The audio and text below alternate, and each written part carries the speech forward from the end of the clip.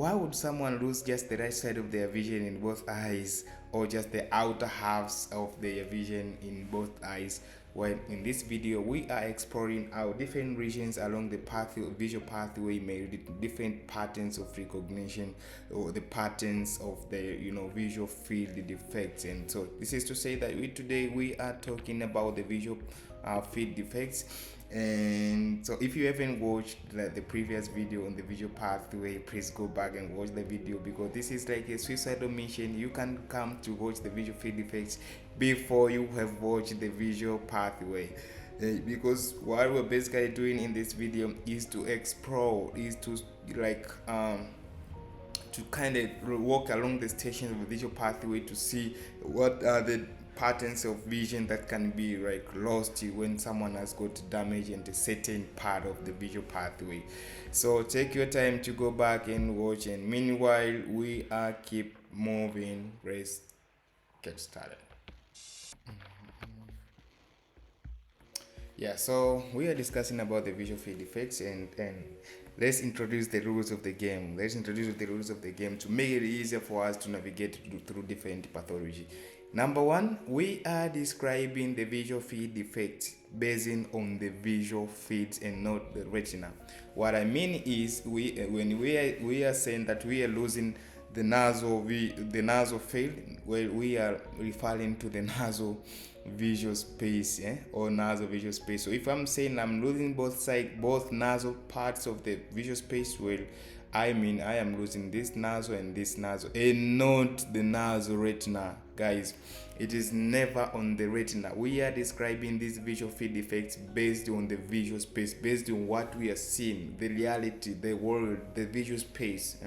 So that is what makes the name. So if at all you're gonna hear the name, maybe something like by the nasal hemianopsia, for example, bitemporal hemianopsia, where we are referring to the visual field, we are referring to the space, we are not referring to the retina. That's rule number one. You cannot forget that rule, because all the names of the visual field defects, they are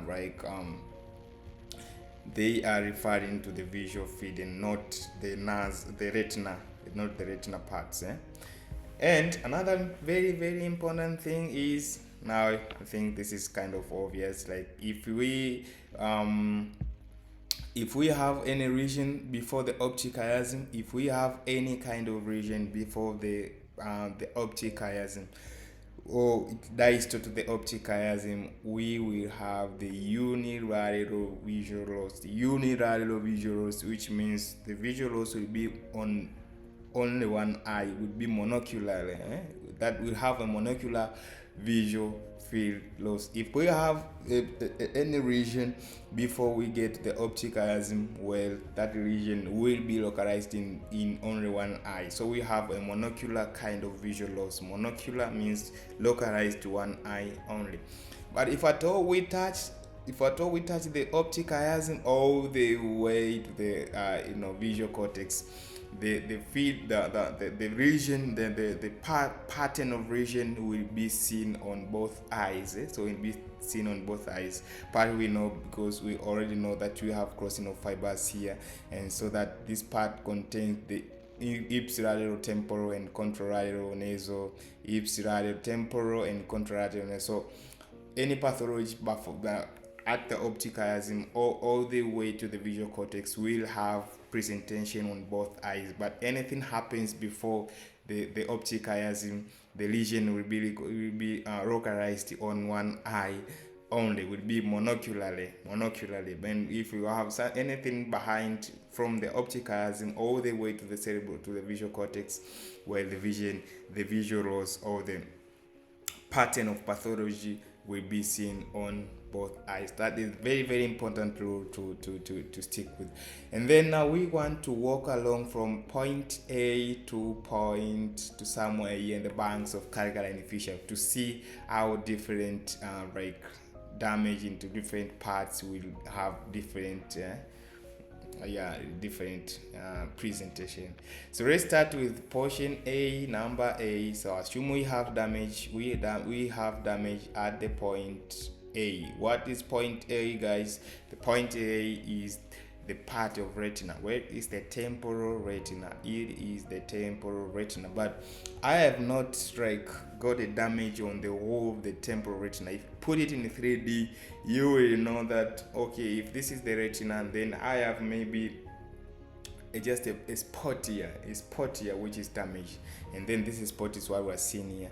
So it's just a spot, and this spot is this is the left eye. The left eye will always like see, we'll have no any pathology in the left eye, and I've just like the rules that we've just seen, that if we have damage before we get to the optic chiasm, the lesion will be localized on one eye, and this is what we are seeing here. Like the left eye is innocent, it has got no like pathology, but the right eye has got a pathology, and then you see that it's not the whole of the retina that is damaged. It's just a spot, and this is what will be lost. So a person will lose only this part, we lose vision only in this part, and this is what we call the monocular scotoma. A scotoma is an isolated let me show you so it's an isolated area of the diminished vision in the vision. So that's monocular scotoma. And so I have got a picture here of how this person see the world. So this is how the person see the world. So here this is the left eye. As you see, it has got a perfect vision, but this is the right eye. It has got a monocular scotoma. It has a region, a small isolated region of diminished visual field, of diminished vision in the visual field, and that is what we call the monocular scotoma. So one among the most pathology, maybe some branches, if we have damage in some branches of the central area of the retina, can read into this kind of visual loss, which is monocular scotoma. Just a small diminished, small isolated area of diminished vision. That's monocular scotoma. That's number one. So let's move. Number two, let's go to the point B. And at the point B, remember, we are applying the laws that we've just discussed a little while ago. And so we know that the point B is an optic nerve. And what did we say about localization of symptoms? Well, before the optic chiasm, before you reach the optic chiasm, the lesion will be seen on one eye only. So point B, if we have damage at point B, we know that we will lose vision only on the right eye. But what part of the visual field will be lost? We know, right? There is no way that the information will come from this eye to get into the optic chiasm without using the optic nerve. So if we have total block of the optic nerve, then we don't have anything from that eye. We don't have any kind of vision. So what we see from that eye is completely darkness. It's totally broken. It is totally broken. What do we see? This is how the person sees the world. So you see, like, the left eye is completely innocent, but the right eye has got total blindness and total loss of vision. So the left eye is completely innocent, while the right eye has got total blindness. It can't see anything, can't see nothing. So that was what we call the monocular visual loss. Monocular visual loss is total loss of vision on the eye, and then we get that by totally broken the optic nerve. So any pathology in optic nerve, any pathology to mean to broke the optic nerve will broke the vision on that eye, and we have the completely darkness from that eye. Complete darkness. And then let's make a move again. We are moving, and then now we're discussing about something very, very, very important here. All right, so we have let's discuss about this terminology. So this terminology says bitemporal. Bitemporal, bi means two, temporal. So we have two temporal sides, and then there is this terminology here we call hemianopsia. So hemi stands for half. So hemi is a half. An means without. So this is how the Latin words are derived. So ani means without, and without. And then opsia means vision or seeing.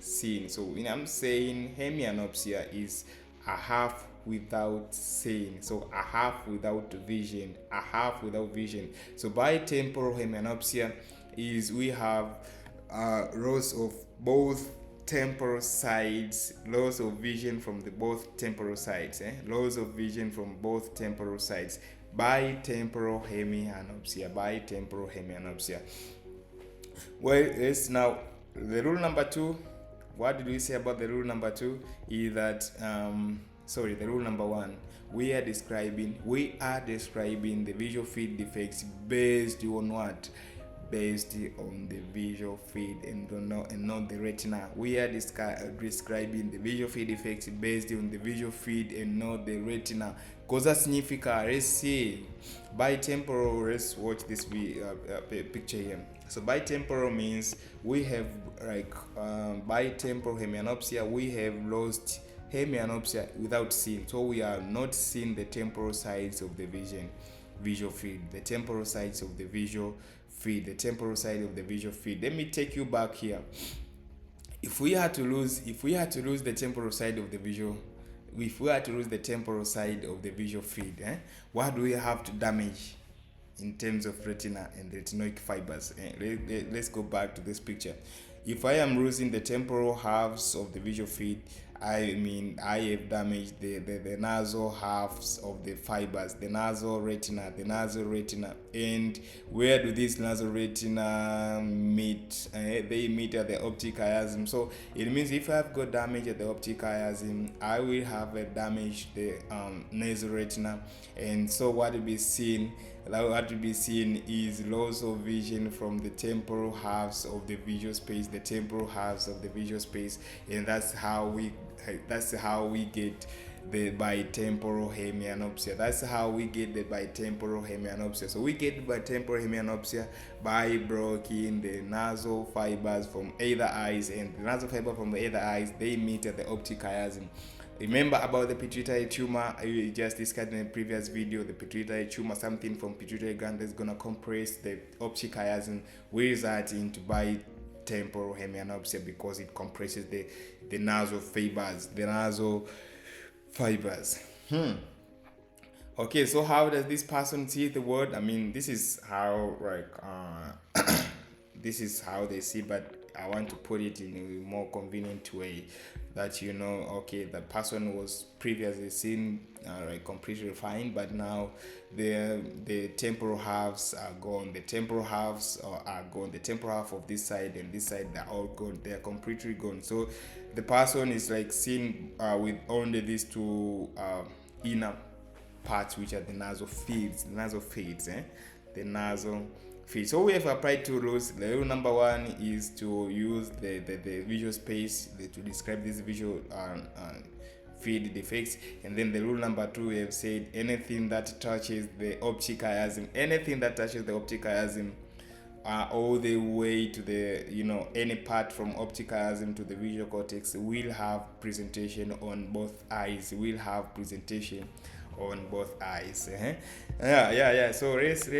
let's continue to make our moves here. All right. So we have something, we call it binasal hemianopsia. Rule number 1, we are describing these visual field defects based on what we see in the world, based on what we see in the visual space. So binasal means we are losing both nasal parts of the visual space. So binasal for two nasal, and then hemianopsia without seeing. So we are not seeing the the inner halves of the visual space from either eye. So the inner and inner binasal. Okay, that's rule number one. Rule number two, what did we say? If we have to lose from both eyes, what did we say? Where would you think the pathology would be? Where do you think the pathology would be if we are to lose? Then the pathology will have to start either from the optic chiasm all the way to the visual cortex. How exactly? Let's see. If someone, yeah, this is how a person sees. But if someone has to lose if someone has to lose the nasal visual space, vision from the nasal space or the nasal field, it means we will have something to do with temporal retina. So temporal retina for this eye and temporal retina for this eye. So we have bitemporal, like, pathology. We can say pathology. So pathology that the pathology that damage this eye, and the pathology that damage this part of the retina, and the pathology that damage this part of the retina. And remember, we described a very, very important relationship. Oh yeah, this is optic chiasm. So so if so means something that can isolate free, like compress the lateral part of the optic chiasm will ideally literally compress the temporal halves of the visual of the retina. Of the retina. And then so for we to have this presentation of the binasal visual field rules. So remember what we said about the relationship between the optic chiasm and the carotid artery, the internal carotid arteries. We said the internal carotid artery, they sit on the either sides of the visual of the optic chiasm. So they sit on the either sides of the optic chiasm. So if we have bilateral compression, of by the internal carotid artery, so we are compressing this side and this side. So we are compressing the temporal fibers, and the temporal fibers. So the result is bitemporal hemianopsia. Binasal hemianopsia. Binasal, because we are losing the nasal visual field. Binasal hemianopsia. But I will tell you something. Remember while you were discussing the relationship between the internal carotid artery and the optic chiasm, we said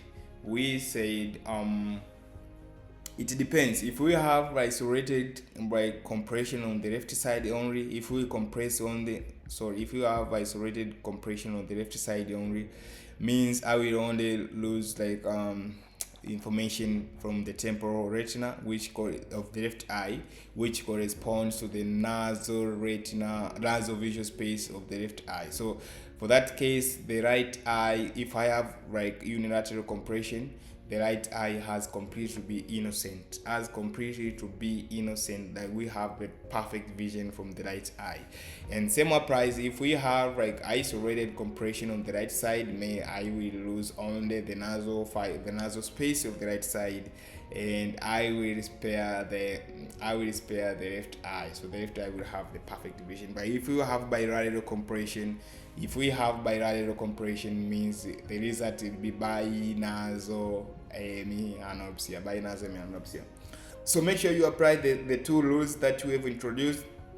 Number one, you describe them you describe the visual space, the visual field depending on the visual space. And then number two, the rule of the optic chiasm. Something occurs before the optic chiasm will be unilateral. Something from optic chiasm all the way to the visual cortex will be bilateral. That's a rule of thumb. And then we are making moves. We are moving. So let's now go to something very crazy we call the contralateral homonymous hemianopsia. But I am like not surprised, because we already discussed about what contralateral homonymous visual fields are. So the contralateral homonymous hemianopsia is just loss of vision from the contralateral homonymous visual fields. What are they? We already discussed in the previous video, so you get back and watch the previous video before you come here. So we apply our laws here.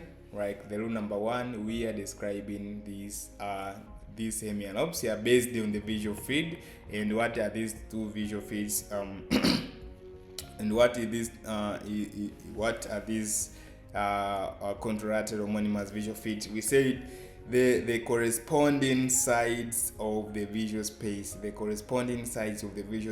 So if I am talking about the left side of the visual space, and then the left side of this eye and the left side of this eye are the what we call the contralateral homonymous hemianopsia.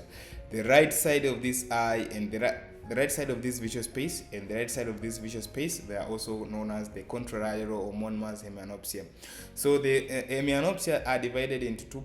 We can really divide them into two, into right and left. So we have the right contralateral hemianopsia, the right contralateral visual fields, yes, and the left contralateral visual fields. So this for this case, it will be the left contralateral homonymous visual fields, the left contralateral homonymous visual, or the contralateral left homonymous visual fields. So that was rule number 1. You describe according to this to the visual field, the space in the visual field, and then rule number 2, we are like anything that occurs bilaterally, it needs to have the pathology either from the optic chiasm or to the optic tract all the way to the visual cortex. So we are seeing this is bilateral thing. It's a bilateral stuff. So if it's bilateral, means we have the pathology somewhere from here to here. And what did we say about the fibers that are carried? Within the optic tract? Ideally, we said from the optic tract to the lateral geniculate nucleus, to the optic radiations, and to the visual cortex. We said we are carrying the ipsilateral temporal fiber and the contralateral nasal fiber. So this D here, the optic tract, is made up of ipsilateral temporal fibers and the contralateral nasal fiber. Cosa significa? What does it mean? It means this part here, it observes, well, of course, this one came from the nasal fiber, or from the nasal visual space. This one came from the temporal visual space. So this temporal visual space and the nasal visual space, they are all on the left side of the visual fields. So this is the temporal fiber, the temporal visual space. I mean, here, this is what observes this. This retina observes this part. So the part that is observed by this nasal retina is this temporal visual space, and then the part that is observed by this temporal retina is this nasal visual space. So they are on the left side of the. So with this, we call the contralateral homonymous visual space, the left contralateral homonymous visual space. And if I have damage at any point, either from from D to E, from D to this part, all of it, to this part, all of it, or to this part, all of it, I will have the contralateral homonymous left hemianopsia. And how does the person see the person? This is how the person sees the world. He gets like this half of the visual space like fine, but this one is gone. This one is fine, but this one is gone. So the kind of vision that he gets from from the visual space is this. So he has reduced, like he can't, like the visual. Remember, we used to say we have like 200 degrees visual field. And if you haven't watched the visual field, you also have to go back and watch the visual field for you to connect. Okay, so that's contralateral homonymous hemianopsia, and anything from ear D to this part will result into contralateral homonymous hemianopsia. Okay, So we are moving again, but remember, you have to be specific whether it's the right or left, so this is the left contralateral hemianopsia, but you know that if it's a left, we say the pathology will be on the right side, so you have to be specific whenever you're mentioning all these stuffs, because it changes. If you say left and then it's right, we have it's different. All right, so we have another thing here. We say it is contralateral homonymous. Homonymous means they come on the same side. Just for example, we have like contralateral. This is so we say contralateral homonymous means they are on the same side. So this is the left side and this is the left side. So they are contralateral homonymous. But we have added another thing here. Instead of saying hemi, which meant half, we say quadrant, meaning that a quadrant. Remember the visual field, we divided the visual field into 4 halves, into 4 quarters, and we call them the quadrants, the visual quadrants. And now we apply our rules, the rules of the games. Number 1, we are describing based on the visual space what we are seeing, the reality, what we are seeing. And then rule number 2, if something is seen on either visual space, either sides of the visual, either parts of either eyes, mean the pathology has to be all the way from the optic chiasm or any point from the optic chiasm to the visual cortex. So that was number 1. So we already know that this pathology is post-chiasmatic, is behind the optic chiasm, and we know that we are losing the upper portions of the upper left quadrants on either eyes. So the upper left quadrant, the upper superior quadrants. Then we know if we have upper superior, if we now have divided into quadrants, then we know we are dealing with the stuff from the optic radiations to the banks of carica and fissure. Because we say the optic radiations can be divided into 2 parts, the upper part and the lower part. And remember, we say the upper part projects to the upper bank of carica and fissure, the lower part of the optic radiation, the Meyer's loop, projects to the lower bank of carica and fissure. And then we said superior for superior. I think you remember inferior for inferior. So which means that the lower part of the carica, the lower part of the optic radiation take information from the lower retina. The upper part of the retina goes to the upper optic radiations, and they go to the upper bank of carica and fissure. So for a person to have a loss to the upper quadrants means the damage is on the lower retina. And so, but we are seeing on both eyes means maybe we can have pathology on both retina, but that's very, very unlikely.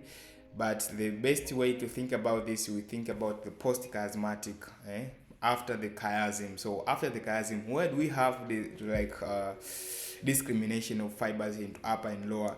Well, it's from the optic tract. The optic tract, we have the lower bank, the lower part, which is optic radiation, or the Meyer's loop, and the lower bank of carica and fissure. So this pathology can either be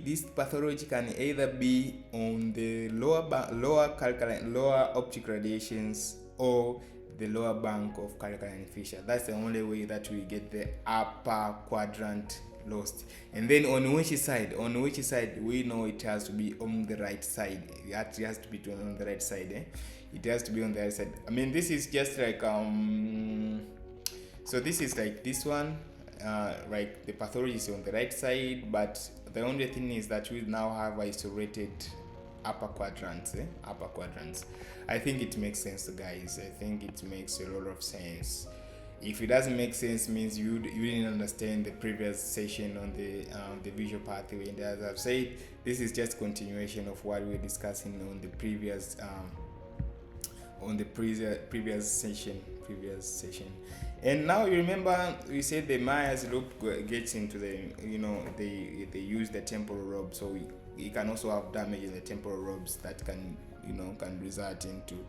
So this is Meyer's loop, this one, the inferior, and then the inferior part of the Meyer's loop will produce this. The inferior part of Meyer's loop will produce this upper quadrant stuff. And then if we are on the right side of the optic radiation, means the left sides of the visual space will be affected, and also on the lower bank of calcareous fissure, which is this one, the lower bank of calcareous fissure, we can also produce these visual field defects. And then this is how a person sees the world. This is how the person sees the world. This upper quadrant is gone on this eye, and the upper quadrant on this eye is also gone.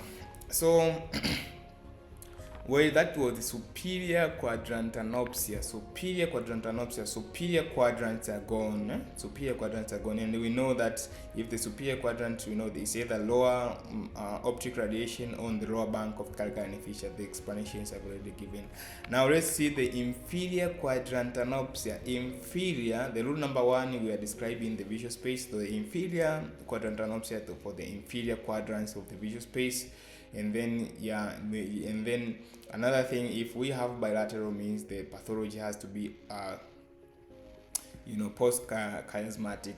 So for that matter, because we have already lost, this is same more or less from previous picture, from the previous slide, and because we have the inferior quadrant gone, means we have the superior part, the superior optic radiation, or the superior optic radiation can produce this kind of vision, or the superior bank of calcareous fissure can also produce this one. I think this is kind of obvious given the explanations I've given you in the previous slide. So we have these two terminology. You say this, we call this is the pi in we call this pi in the sky. So this vision is like pi in the sky, the homonymous superior quadrantanopsia, pi in the sky. And then this one we call is the pi on the floor, which is homonymous inferior quadrantanopsia, or no homonymous inferior quadrantanopsia, but you have to say this is the left homonymous inferior quadrantanopsia. I've told you have to be specific, because if someone means the right, then it's different. It has different implications. So this is the summary of what I've been discussing today. And I think you guys, you can tell me what happens if someone has got a damage on this part, which is optic nerve. So how would the presentation be like? So it'll be like that, because the part affected, now we are on the left side, so we have shown this pathology on the left side. So the left side will have this vision and the complete loss, and then the right side will be spared. All right, so tell me what happens if someone has got a damage on number 2, the region number 2. What do you think? Think about it before I project the answer. Think about it before I project the answer. Pensate, think about it. Have you given a thought? Well, so this is a little bit so this is a little bit on the it gives like total blockage from this eye, but it also it cuts some nasal fiber from the other eyes, from this nasal fiber, so the person will completely lose the vision from the left eye, but will lose the information from this side of the retina, so it will be it will translate to the corresponding the temporal visual space. Number 3, think about number 3. What do you think will be lost? Number 3 is this one. So what do you think if someone has got a damage at this part? What do you think the region will be? What do you think? Think about it. 1, 2, 3. This is what we have, and then it's no wonder because this is the optic chiasm. The lesion will be bilateral, and we have lost. I couldn't emphasize more about that. And then number 4, what do you think about number 4? Think about it. It's the lateral part of the optic chiasm. The lateral part of the optic chiasm. What do we have? The lateral part of the optic chiasm. Think. 1, 2, 3. Well, I think number 4 is meant for the bilateral compression, the bilateral compression from either side of the visual of the optic chiasm, bilateral compression from either side of the optic chiasm. Then number 5, let's go. Number 5. What is it? What's it? This is optic tract. And what do we have optic tract? Think about it. 1, 2, 3. That's number 5. Then number 5, number 6, we know it's no different. We have, this is what we have. You just think about everything. Number 7, think about number 7. What do we have? Apply the 2 rules that we've said.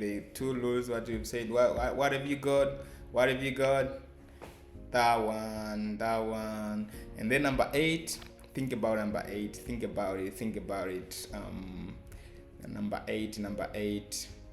Number 8. That's number 8. And then what about number 9, number 10? Write me in the comment. So please guys, write me in the comment the lesion through number 9, number 10, and number 11. Write me down in the comment section. On the comment section. So I am going to show you what happens. I am going to show you what happens, but I want you to give me explanation in the comment section. Tell me what happens. Tell me what you think has happened until we've got this kind of presentation. This is number 9. Write me in the comment section how do we get this one and what do you think has gone wrong. And then about number 10 and number 11, write me both of them, and then kindly relate with the previous videos that we've been discussing about the visual field effects, visual pathway. So stay tuned, as we have soon we will discuss. We have some clinical scenario questions and we see how we solve these clinical scenarios. So I am getting together a video on this on these clinical scenarios, and then we also discussed on the separate section of pupillary right reaction and the pupillary right reaction. So stay tuned, don't forget to subscribe, as I will drop the contents like this throughout. So that was it from today's discussion. Stay tuned, as soon I will upload the videos on the pupillary right reaction and the some clinical scenarios. See you next time. A la próxima.